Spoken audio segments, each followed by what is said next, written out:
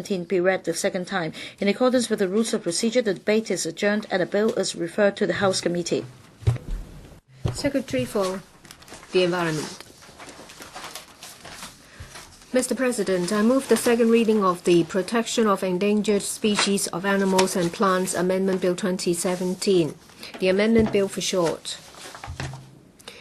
This is to amend the Protection of Endangered Species of Animals and Plants Ordinance Cap 586, the Ordinance for short, to take forward a three-step plan to enhance regulation on import and re-export of elephant ivory and elephant hunting trophies, and to phase out the local ivory trade.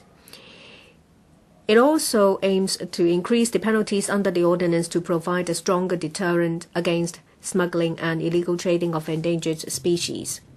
In order to protect the survival of elephants, especially African elephants that are threatened with extinction because of ivory smuggling and poaching, there are growing and intensive calls from the international community for strengthened measures.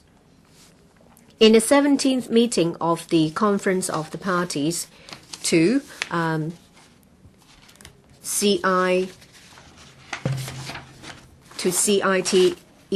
that is Convention on the International Trade in Endangered Species of Wild Fauna and Flora, held in September and October 2016, parties adopted revisions to resolution recommending that all parties and non-parties in whose jurisdiction a legal domestic market for ivory exists, that is contributing to elephant poaching or illegal ivory trade, should take all necessary measures to close their domestic markets. Numerous governments, including the PRC, have taken actions to phase out the ivory trade.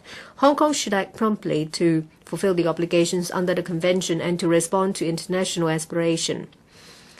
In the 2016 policy address, it stated that the government would kickstart legislative procedures as soon as possible to ban the import and export of elephant hunting trophies and to phase out local ivory trade, as well as to impose heavier penalties on the smuggling and illegal trading of endangered species. In the end of December 2016, the government announced a three-step plan to phase out our local ivory trade.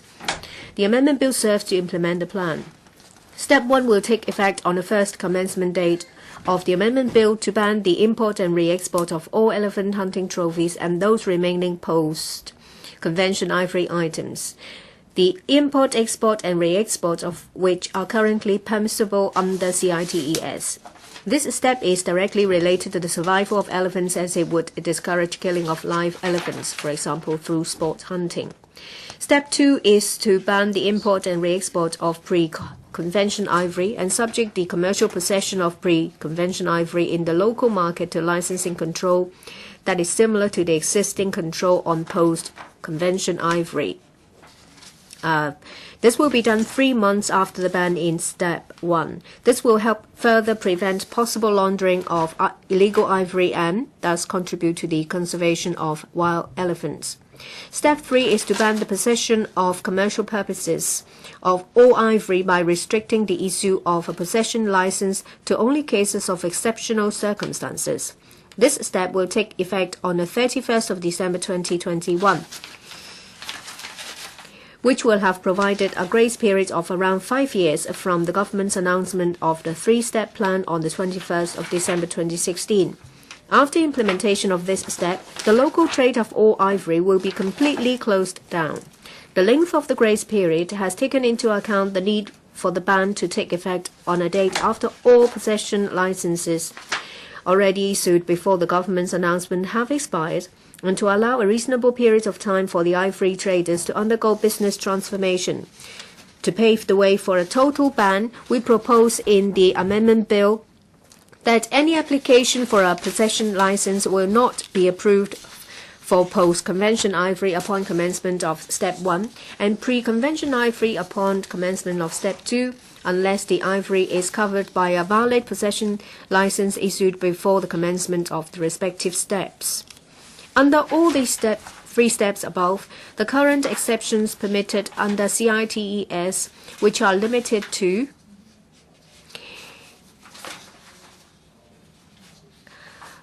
specific stringent circumstances including scientific studies, education, law enforcement, as well as personal or household effects except for tourist souvenirs will continue to be enforced.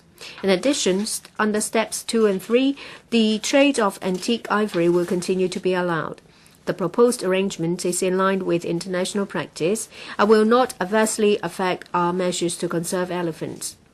In order to provide a sufficient strong deterrent against illicit wildlife trade, including ivory, and to send a clear message to the international and local communities that the government is committed to the protection of endangered species and to combating wildlife trafficking, we propose to increase the penalties of listed species, including elephants, under the ordinance by the Amendment Bill. We propose that a fine of $5 million and 2 years of imprisonment will be imposed for summary offences concerning Appendix 1 species, and a fine of $500,000 and 1 year of imprisonment for summary offences concerning Appendices 2 and 3 species. And in relation to indictment offences, we propose in the Amendment Bill that a fine of $10 million and imprisonment for 10 years be imposed for indictable offences concerning Appendix 1 species, and a fine of $1 million and imprisonment for 7 years be imposed for indictable offences concerning Appendices 2 and 3 species. The government considers that no compensation should be made to affected parties. First of all, many ivory traders have already undergone business transformation or switched to the trading of other commodities not under the convention control, such as mammoth ivory. Moreover, we have given advance alert, that is in March 2016, to the trade regarding the proposed measures. By the time when the total ban of local ivory trade takes effect on the 31st of December 2021, a grace period of 5 years will have been provided to allow traders to undergo business transformation. As far as we know, no other countries or regions have made any compensation as a result of the enhanced control on ivory trade. If Hong Kong does not follow the international practice and make compensation, poaching of elephants will very likely intensify, so more ivory will be smuggled to Hong Kong in return for compensation. This runs counter to the original intent of the new control regime and will greatly undermine the efforts made by the international community to conserve endangered elephants. This will also seriously damage Hong Kong's image.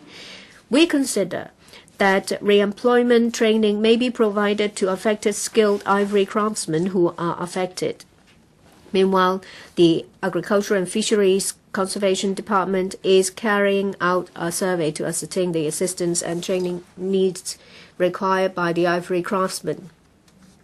We consider that the proposed ivory trade ban is justifiable on the grounds that such measures aim to address the international and public concerns over the survival of elephants which are under imminent threat of extinction. It is also necessary in light of the latest trend of elephant poaching and ivory smuggling. We need to send a strong signal to the international community, including people who are involved in illegal elephant poaching, that Hong Kong is determined to close its local ivory market in order to stop such poaching activities at source and to combat smuggling and illegal trade of wild fauna and flora. I so submit to ask members to support this amendment bill. I now propose the question to you that the Protection of Endangered Species of Animals and Plants Amendment Bill 2017 be read the second time. In accordance with the rules of procedure, the debate is adjourned and the bill is referred to the House Committee. We resume the second